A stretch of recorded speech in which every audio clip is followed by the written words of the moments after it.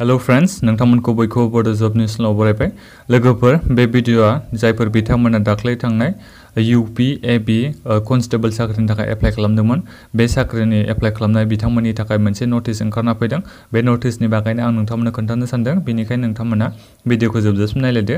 आं नोंथांमोनसिम मानो मोनसेल' रिक्वेस्ट खालामो अन्नानै नोंथांमोना चेनेलखौ गोदानै फैदोंबा अन्नानै चेनेलखौ साबस्क्राइब खालाम आरो लोगोसे बेल आइकनखौ दाबायना लाबानो जाबाय लोगोफोर जोंहा बे प्रेस नटिसआ 9 अक्ट'बराव ओंखारना फैदोंमोन बेहाय बुंदों आरो ओरै जायफोर बिथांमोना UB कनस्टेबल साख्रिनि थाखाय एप्लाइ खालामदोंमोन बिथांमोननि एग्जाम जानायनि मोनसे जोंहा एग्जामनि माने कुइसन पेपारखौ सोरबा लिक खालामदोंनो बे लिक जानायखौ नागिरगासिनो दङनो बिथांमोना इनभेस्टिगेशन खालामगासिनो दङनो बिनि थाखायनो बिथांमोना सानदोंनो एग्जामखौ माने जेनेबा कनस्टेबलनि एफिशिएन्सि टेस्ट जेनेबा फिजिकल स्टेन्डार्ड टेस्ट बेखौ मानो होनदों पस्टपन खालामनाय जादों होनना बे बुंदों पस्टपन खालामनाय जासिगोन होनना बे बुंखादों बेहाय होनदोंमोन ना 2 एग्जामिनेशन अनगोइं examination physical standard physical efficiency test for UB constable of Assam बे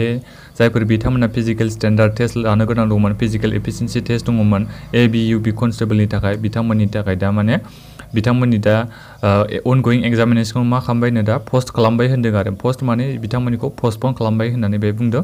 दायो बे ओरै होनखादों आरो फ्रेश डेट गोदान डेटखौ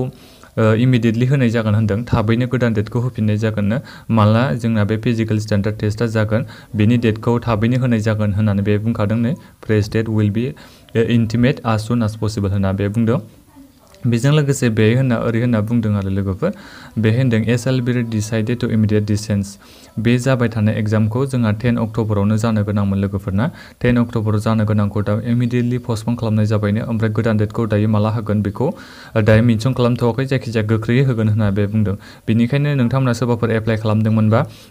UB कनस्टेबल साख्रिनि थाखाय नोंथांमोननिसिम बे मोनसे प्रेस ओंखारना फैदों नोंथांमोना अन्नानै बे प्रेसखौ डाउनलड खालामनानै फरायनानै नायनो हागोन आं दायो मेन गुबै टपिकखौ खोन्थाबाय एग्जाम जादोंमोन नाथायबा जोंहा बे एग्जामनि माखासे कुइसना लिक जादों कुइसना लिक जानानै दा बेखौ इनभेस्टिगेशन खालामदों बिनि थाखाय कुइसन लिक जानायनि थाखाय दायो जोंहा एग्जामखौ पस्टपन खालामनाय जाबाय बे पस्टपन खालामनाय डेटआ जोंहा गोदान डेटआ ओंखारना फैयाखै बे गोदान डेटखौ माला ओंखारना फैगोन आं बेनि बागै भिडिअ मोनसे बानायनानै नोंथांमोननो खोन्थाहरगोन बेनोमोन लोगोफोर नोंथांमोनसिम बे मोनसे इनफरमेशनखौ आं बे भिडिअनि गेजेरजों खोन्थाहरबाय भिडिअखौ मोजां मोनदोंबा नोंथांमोना लाइक खालामदो आरो चेनेलाव गोदान भिडिअ अन्नानै चेनेलखौ साबस्क्राइब खालाम आरो अन्नानै भिडिअखौ शेयार खालामना हो लोगोफोर जाहाथे गुबुन केन्डिडेटफ्राबो एप्लाइ खालामदोंबा जाहाथे बिथांमोनाबो बे नटिसखौ मोननो हायो गोजोन्थों लोगोफोर